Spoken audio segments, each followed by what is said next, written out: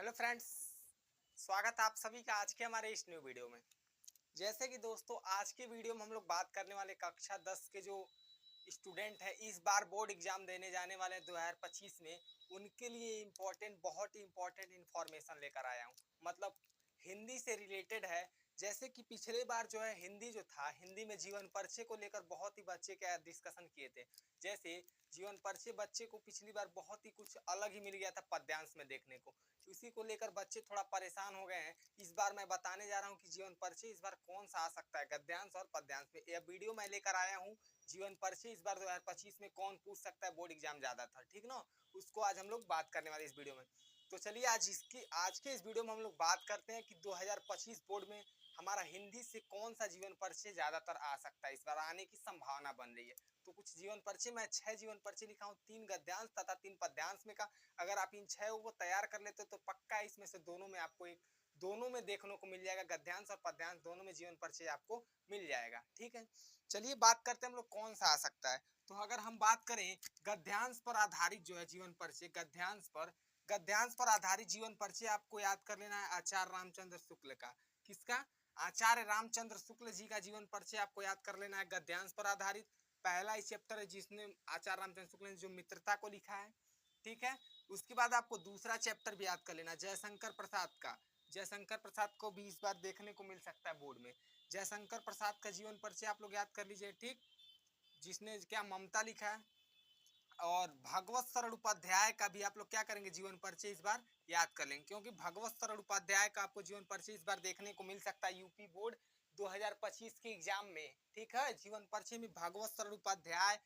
गद्यांश पर आधारित जो होगा आपको क्या क्या याद कर लेना है, आचार्य रामचंद्र शुक्ल का याद कर लेना है, जयशंकर प्रसाद का याद कर लेना है, उसके बाद भगवत शरण उपाध्याय जी का याद कर लेना है, ठीक ना। उसी तरह अगर आपसे हम पद्यांश में बात कर लें तो पद्यांश में देखिए क्या क्या आ सकता है। पद्यांश पर आधारित पहला आप लोग देखिए सूरदास जी का, तो बहुत ही इंपॉर्टेंट है सूरदास जी का। उसके बाद दूसरा आप लोग तुलसीदास जी का दूसरा चैप्टर याद कर लीजिएगा, ठीक ना। सूरदास और तुलसीदास जी का तो याद कर लीजिएगा। तीसरा महादेवी वर्मा, महादेवी वर्मा का भी आप लोग क्या करिएगा जीवन परिचय याद कर लीजिएगा, बहुत इंपॉर्टेंट है, ठीक ना। मैं आप इसको क्या करता हूँ ब्लू ट्रिक लगा देता हूँ, क्योंकि देखिए बहुत इंपॉर्टेंट है। तीनों जीवन परिचय जो हमारा इसमें गद्यांश में भी और पद्यांश में भी तीनों जीवन परिचय बहुत ही इंपॉर्टेंट है, ठीक ना। Very very most important. इसको मैं क्या करता हूँ डबल स्टार के साथ लगा देता हूँ, डबल स्टार, क्योंकि आप लोग इसको याद कर लीजिएगा, जरूर देखिएगा, आपको 2025 के बोर्ड के पेपर में देखने को मिलेगा हिंदी के पेपर के दिन, ठीक ना। ये भी मोस्ट इंपॉर्टेंट है, सभी सभी जीवन परिचय क्या है मोस्ट इंपॉर्टेंट है। इसको मैं डबल स्टार या ट्रिपल स्टार लगा दे रहा हूँ, समझिए आपकी बहुत ही इंपॉर्टेंट है जीवन परिचय, ठीक ना।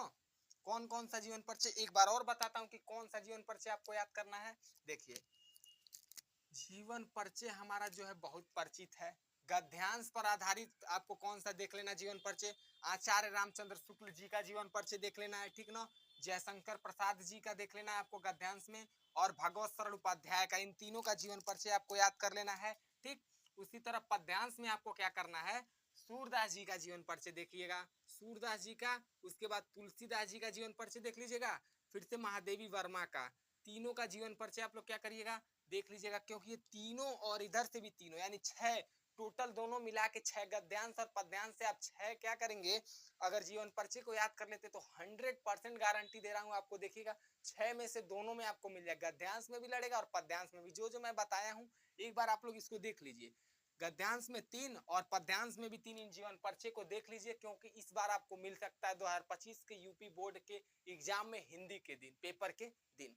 देखिए कौन सा फिर देख लीजिए एक बार जो मैं, क्योंकि देखिए ये जो हमारा जीवन परिचय होता है, जीवन परिचय जो हमारा होता है 5 नंबर का, ठीक ना, 5 नंबर का होता है। लेकिन ये 5 नंबर में से 2 नंबर क्या होता है, रचना इसका लिखना। जैसे आचार्य रामचंद्र शुक्ल का जीवन परिचय लिख रहे हैं ना, तो आचार्य रामचंद्र शुक्ल का एक रचना लिख देना है आपको, रचना लिखेंगे तो 2 नंबर मिलेगा, ठीक ना। उसी तरह जयशंकर प्रसाद जी का एक रचना लिखना पड़ेगा। जीवन परिचय पे देखिए केवल और केवल 3 नंबर होता है, और 2 नंबर जो होता है उनकी एक रचना लिखना होता है। 2 नंबर रचना पे मिलता है, टोटल तब जाके मिला के हमारा टोटल कितना होता है, दोनों को मिला के हमको 5 नंबर मिलता है। 2 नंबर रचना पे मिलता है और 3 नंबर उनके जीवन परिचय पे मिलता है, ठीक। और रचना में आपको गलती से भी भूल कर अगर रचना नहीं लिखेंगे और पूरा जीवन परिचय लिख दें तो आपको 3 ही नंबर मिलेगा। एग्जामिनर आपको 3 से या 2 ही नंबर देगा, क्योंकि रचना बहुत इंपॉर्टेंट होता है। रचना उसका 2 नंबर का होता है, ठीक ना।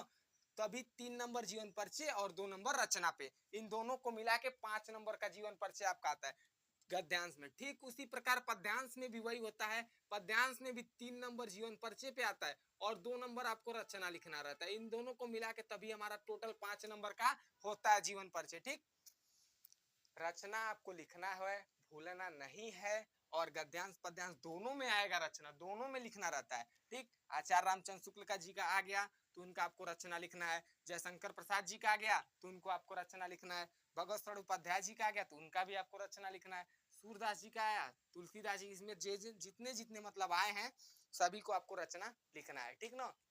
जैसे मान लीजिए हमारा आ गया आचार्य रामचंद्र शुक्ल जी का। आचार्य रामचंद्र शुक्ल जी का आ गया तो इसमें आपको रचना लिख देना। रचना तो बहुत है, मैं लिख देता हूँ चिंतामणि। चिंतामणि भी आचार्य रामचंद्र शुक्ल की जी का रचना है, एक मैं रचना लिख दिया। वैसे ही आप जो आपका आएगा उसका जीवन परिचय आप लोग उसमें एक रचना लिख देंगे। ठीक ना। एक एक वीडियो मैं बनाने वाला हूँ बहुविकल्पी प्रश्नों का, मोस्ट इंपॉर्टेंट वीडियो होने वाला है। 50 उसमें न्यूमेरिकल, सॉरी 50 उसमें बहुविकल्पी प्रश्न होंगे जो हिंदी के बोर्ड एग्जाम से बहुत ही रिलेटेड होने वाला इस बार 2025 के पेपर के लिए। ठीक ना। 50 बहुविकल्पी बताएंगे जिसमें से 100% कराऊंगा आपको 10 बहुविकल्पी आता है, उसमें से कम 10 तो लड़ने का चांस रहने वाला है। ऐसा बहुविकल्पी इस बार मैं बताने वाला हूँ। 50 बहुविकल्पी लाएंगे, बहुत जल्दी वो लाने वाला हूँ वीडियो। 50 बहुविकल्पी का हिंदी का आपको देखने को मिल जाएगा। ठीक, तो मैंने आपको क्या बताया, 10 नंबर का यहाँ पर बता चुका है। टोटल 10 नंबर मैंने आपको दे चुका है। यहाँ पर हिंदी में 10 नंबर आपके पक्के हो गए। यहाँ से 10 नंबर जाने वाले नहीं। 5 गद्यांश पर आधारित जीवन परिचय और 5 पद्यांश पर, यानी टोटल 10 नंबर आपके यहीं से मिलने वाले हैं। 10 नंबर आपके इसी दोनों जीवन परिचय से मिलने वाले हैं। और उसके बाद मैं आपको 2 श्लोक बता देता हूँ। श्लोक जो आता है 2 नंबर का आता है। संस्कृत में आपका श्लोक देखने को मिल जाएगा 2 नंबर का, यानी 12 नंबर का ये वीडियो मैं लेकर आया हूँ। 12 नंबर आपको बता देता हूँ कैसे आ सकता है। ठीक ना। इसको आप नोट करना चाहते थे एक बार नोट कर लीजिए, उसके बाद मैं श्लोक बताता हूँ। क्योंकि देखिए मैं हिंदी के लिए मॉडल पेपर तैयार कर रहा हूँ, धीरे धीरे मॉडल पेपर, लेकिन उसमें से अभी कुछ मेन प्रश्नों को छांट के आपके बता रहा हूँ कि इस बार 2025 में यूपी बोर्ड के पेपर में क्या पूछ सकता है एग्जामिनर इस बार। इसीलिए मैं पेपर को तैयार कर रहा हूं। तब तक आप इसको लिख लीजिए। उसके बाद 2 श्लोक मैं आपको बता देता हूं। दोनों श्लोक में से एक श्लोक देखने को आपको मिल सकता है। वह भी श्लोक का अनुवाद भी करना होता है, मैं वो भी लिख देता हूं अच्छे से। मैं पूरे श्लोक को लिखा हूं। ठीक है, आप इसको लिख लीजिए एक बार, उसके बाद मैं श्लोक को लिखता हूं।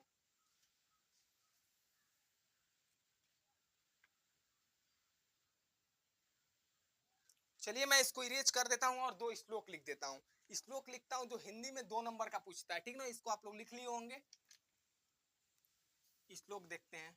2 श्लोक लिख देता हूं। संस्कृत में आते हैं श्लोक।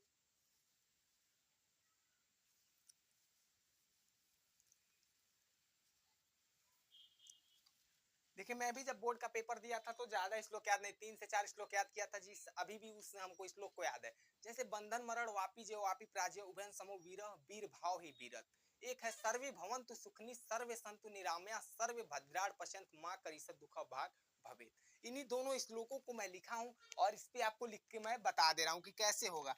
श्लोक को मैं लिख दे रहा हूं कौन सा श्लोक आएगा इस बार। आएगा इसमें से एक आपको मिल सकता है जरूर देखने को। अगर श्लोक नहीं ये मिला फिर भी एक आपको अलग से श्लोक लिखना रहता है जो आपके मतलब पेपर में श्लोक न आया हो। ठीक, पेपर में तो एक श्लोक देता ही है, एक अपने पास से आपको श्लोक लिखना रहता है संस्कृत में। ठीक ना। तो अगर मान लीजिए 2 श्लोक मैं बता रहा हूँ, अभी एक और वीडियो बनाऊंगा उसमें 2-4 श्लोक और लेकर आऊंगा। ठीक ना। 2 श्लोक देख लीजिए, ये 2 नंबर का आता है। कितने नंबर का? 2 नंबर।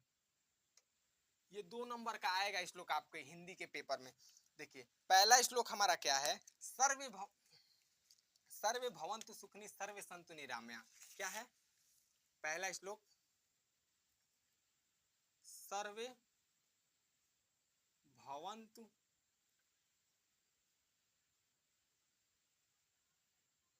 सर्वे भवन्तु सुखनी, सर्वे भवन्तु सुखनी, सुखीन है सॉरी, सर्वे भवन्तु सुखिन सर्वे भद्राण पश्यंत, सर्वे भवन्तु सुखनी सर्वे संतु निरामया, सॉरी सर्वे भवन्तु निरामयाः, सर्वे भवन्तु निरामयाः। ठीक, सर्वे भवन्तु सुखिनः सर्वे सन्तु निरामयाः। ठीक, उसके बाद क्या है, सर्वे भद्राणि पश्यन्तु, सर्वे भद्राणि, सर्वे भद्राणि, भद्राणि है, सर्वे भद्राणि पश्यन्तु। जैसे मैं इसमें से देख के इसलिए लिख रहा हूँ कि कहीं अगर यहाँ पर जो संस्कृत होता है ना बहुत ही थोड़ा टफ होता है, कहीं मात्रा गलत ना हो जाए। ठीक ना, याद है तो हमको है, लेकिन कहीं मात्रा गलत हो जाएगा तो आपके लिए दिक्कत हो सकता है, आपको मात्रा पे भी ध्यान देना है। ठीक ना, सर्वे भद्राणि पश्यन्तु माँ कसीचद, माँ कसची, सॉरी गलत लिख रहे हैं, देखिए इसीलिए थोड़ा दिक्कत हो जाएगा, संस्कृत है ना। माँ कश्च दुख भाग भवेत, दुख भाग भवेत, यहाँ एक मात्रा है डबल। ठीक ना, देखिए पहला इसका तो हमको अनुवाद भी बताना होगा। देखिए अनुवाद लिख देते हैं, अनुवाद, श्लोक का अनुवाद मतलब श्लोक क्या कहना चाहता है, श्लोक अर्थ क्या है इसका, श्लोक का अर्थ देखिए क्या है। श्लोक हमारा क्या है, सर्वे भवन्तु सुखिनः सर्वे सन्तु निरामयाः, सर्वे भद्राणि पश्यन्तु माँ कस्यचित् दुख भाग भवेत्, कश्चित् दुख भाग भवेत्। देखो सर्वे भवन्तु सुखिनः यानी सभी मनुष्य, मनुष्य के लिए बात किया है, सभी मनुष्य क्या हो, सर्वे भवन्तु सुखिनः सभी सुखी हो। ठीक, सर्वे सन्तु निरामयाः, निरामया का मतलब रोग ही, यानी सभी निरोग हो। ठीक, सर्वे सन्तु निरामयाः सभी निरोग हो, सर्वे भद्राणि पश्यन्तु माँ कस्यचित् दुख भाग भवेत्, सभी सर्वे भद्राणि पश्यन्तु सभी कल्याण को देखें। ठीक, सर्वे भद्राणि पश्यन्तु सभी कल्याण को देखें, माँ कस्यचित् दुख भाग भवेत् कोई दुख की भागी न हो। ठीक, इसका अनुवाद मैं लिख देता हूँ, चलिए बढ़िया से अनुवाद इसका लिख देता हूँ। एक बार मैं आपको बता चुका हूँ, अब अनुवाद इसका किससे लिखूं, कौन से, रेड से नहीं लिखते हैं, ब्लैक से लिखते हैं, ब्लैक ज्यादा मोटा हो जाएगा, चलिए ब्लैक से लिख, ब्लैक से लिखते हैं। क्या है इस पर अनुवाद, इसका हम बढ़िया से लिख देते हैं, सभी मतलब सभी मनुष्य के लिए बात किया जा रहा है, डैश डाल के लिख दे रहा हूं, सभी सुखी हो यानी सभी सुखी हो, सभी सुखी हो, सर्वे सन्तु निरामयाः सभी निरोग हित हो, सभी निरोगी हो, सभी निरोगी हो, सभी निरोगी हो, सभी कल्याण को देखे। ठीक, सभी निरोगी हो, सभी कल्याण को देखें, सभी कल्याण को देखें, सभी कल्याण को देखें कोई दुख का भागी न हो, कोई दुख का भागी न हो, ये इसका अर्थ हो गया। ठीक है, इसका अर्थ क्या हो गया श्लोक का, श्लोक हमारा क्या है, सर्वे भवन्तु सुखिनः सर्वे सन्तु निरामयाः सर्वे भद्राणि पश्यन्तु माँ कस्यचित् दुख भाग भवेत्। ठीक है, इसका श्लोक का अर्थ आपको लिखना रहता है, अर्थ लिखेंगे आपको 2 नंबर मिलेगा, श्लोक पे 2 नंबर, और मतलब श्लोक का आता है बोर्ड के पेपर में श्लोक, ठीक, उसका अर्थ लिखेंगे तो 2 नंबर मिलेगा, 5 नंबर का होता है। लेकिन ये जो हमको केवल श्लोक लिखना था, लेकिन मैंने आपको क्या इसका पूरा इसका श्लोक का मतलब जो अर्थ है उसको भी बता दिया मैंने। ठीक, लिखना तो आपको केवल 2 नंबर तब मिलेगा जब आपको केवल श्लोक लिखना रहता है, इसका अर्थ आपको नहीं समझाना रहता है, लेकिन मैंने आपको इसका अर्थ भी बता दिया। अगर इस प्रकार का आता है श्लोक तो अर्थ भी पूछता है, अगर आ गया तो आप अर्थ भी बता सकते हैं। ठीक, क्या है, सर्वे भवन्तु सुखिनः सर्वे सन्तु निरामयाः सर्वे भद्राणि पश्यन्तु माँ कस्यचित् दुःख भाग् भवेत्। इसका अर्थ क्या होता है, सभी मनुष्यों के लिए बात किया जाए, सभी मनुष्य सुखी हों, सभी निरोगी हों, सभी कल्याण को देखे, कोई दुख का भागी न हो। ठीक है, ये हमारा एक श्लोक हो गया। ठीक ना, दूसरा श्लोक हमारा क्या है, अब मैं दूसरा श्लोक लिख देता हूं। दूसरा श्लोक हमारा वंधन मरण वापी जय वापी प्राज्य उभयन समो वीर वीर भाव ही वीरत। ठीक है, इसको इरेज कर देता हूं, फिर दूसरा श्लोक लिखता हूं। नीचे लिखूंगा तो लिख दो नीचे, लेकिन इसका ठीक है लिख देता हूं नीचे ही, मार्कर मिले। चलिए, पहला श्लोक हो गया। दूसरा श्लोक क्या है, वंधन मरण बंधन मरण वापी जयो वापी पराजय वापी पराजय। ठीक है, वंधन मरण वापी जयो वापी पराजय उभयत्र समो उभयत्र उभयत्र समो वीरः उभयत्र समो वीर वीर भाव ही वीरता।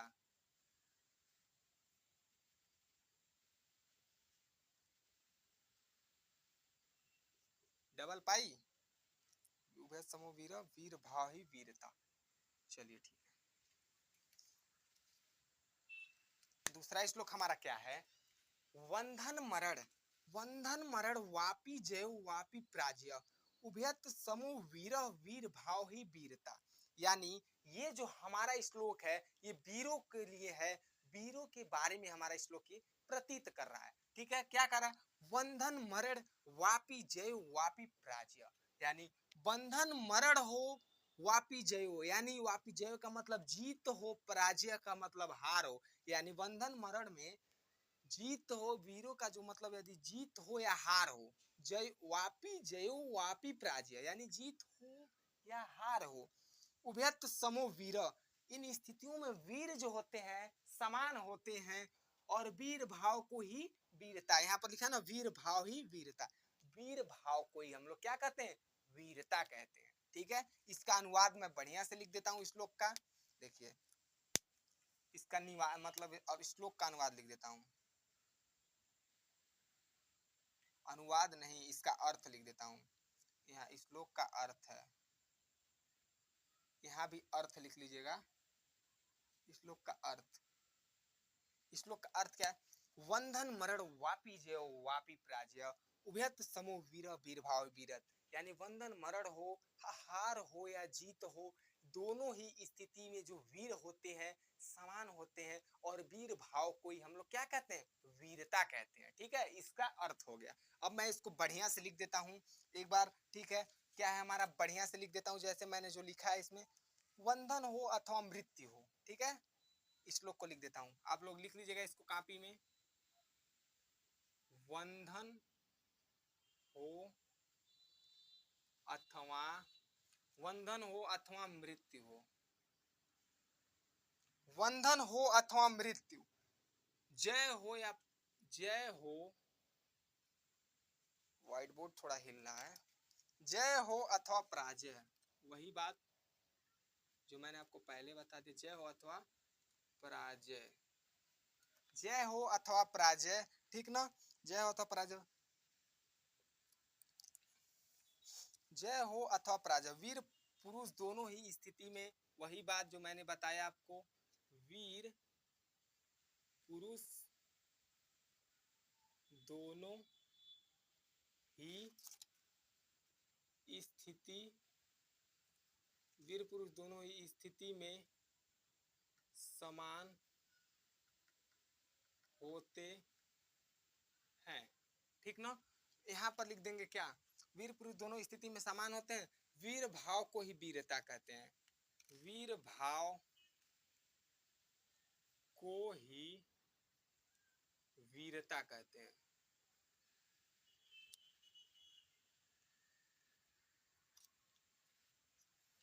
ठीक है, चलिए क्या हुआ, दो श्लोक मैंने लिख दिया, एक बार आप लोग श्लोक को देख लीजिए। पहला श्लोक था सर्वे भवन्तु सुखिनः सर्वे सन्तु निरामयाः सर्वे भद्राणि पश्यन्तु मा कश्चित् दुःखभाग् भवेत्। और दूसरा हमारा क्या था, वंधन मरण वापी जय वापी पराजय उभय समो वीर वीर भाव ही वीरता। ठीक ना, अब इस श्लोक का मैंने आपको अनुवाद भी मतलब सॉरी इसका अर्थ भी बता दिया कि अर्थ क्या होगा।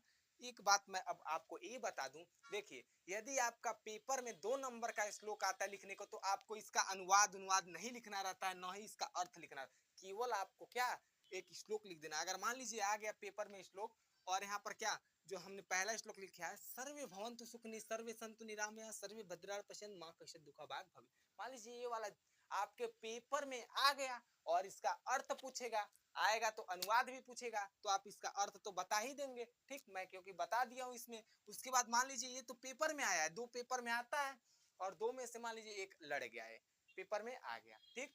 तो दूसरा भी एक आएगा श्लोक लिखने को, आपको केवल श्लोक लिखना रहता है और उसमें 2 नंबर मिलता है। तो मान लीजिए ये तो लड़ गया, ये नहीं लड़ा, इसको आप लिख दीजिएगा 2 नंबर का श्लोक में, ठीक। अगले वीडियो में आएंगे तो 2 और श्लोक लेकर आएंगे, 4 श्लोक हो जाएगा। आप 4 श्लोक को तैयार कर लीजिएगा, पक्का कह रहे हैं आपको 2 नंबर श्लोक से कोई नहीं रोक सकता है। और अनुवाद वाला भी बता देंगे, वो 5 नंबर में आता है आपका, यानी 7 नंबर फिक्स हो जाएगा, ठीक है।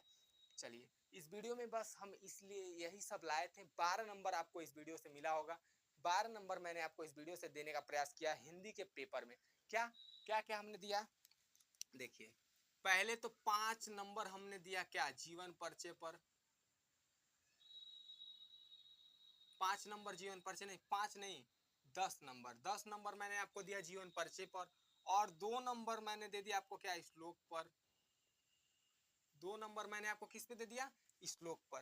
टोटल यानी हमने 12 नंबर इस वीडियो में बताए हैं। 12 नंबर के प्रश्न को इस वीडियो में मैंने बता चुका है, ठीक। चलिए फिर से एक प्रश्न आपसे जाते जाते एक प्रश्न आपसे करके जाएंगे, ठीक है। आप कमेंट में बताइएगा होगा क्या, क्योंकि हम अगले बार बहुविकल्पी का जो है वीडियो लेकर आने वाले, तो एक बहुविकल्पी प्रश्न आपसे पूछ लेते हैं, ठीक। इसको इरेज कर दें, चलिए इसको इरेज कर देते हैं। फिर आपसे एक 2 बहुविकल्पी प्रश्न पूछ लेते हैं, आप कमेंट में बताइएगा, क्योंकि अगला वीडियो हमारा बहुविकल्पी प्रश्नों से ही होने वाला है हिंदी का, ठीक ना। देखिए मैं आपसे बहुविकल्पी प्रश्न 2 पूछना चाहूंगा। ये रेड साला चल नहीं रहा है। पहला क्या है,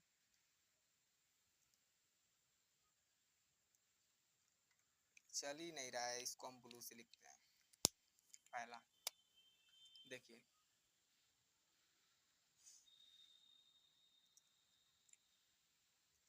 आचार्य रामचंद्र शुक्ल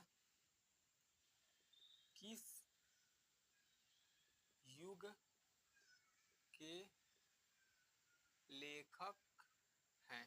पहला प्रश्न आपको उत्तर देना है, मैं उत्तर नहीं दूंगा। और ये बहुविकल्पी में पूछता है, 4 ऑप्शन देगा, लेकिन मैं आपको ऑप्शन नहीं दे रहा हूं, आपको स्वयं बगैर ऑप्शन के ही बताना है। 2 प्रश्न मैं पूछ रहा हूं, आप कमेंट में बताइएगा। तुम आचार्य रामचंद्र शुक्ल किस युग के लेखक हैं, पहला।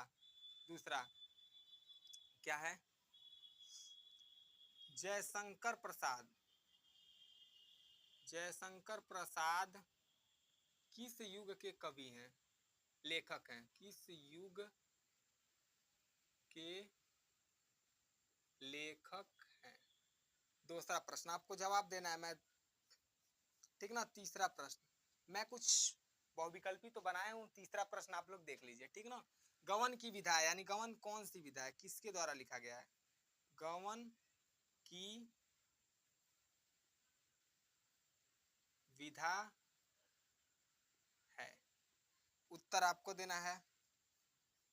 चौथा प्रश्न, 4 प्रश्न मेरे बोर्ड पे आ रहा है, 4 प्रश्न मैं लिख दे रहा हूं।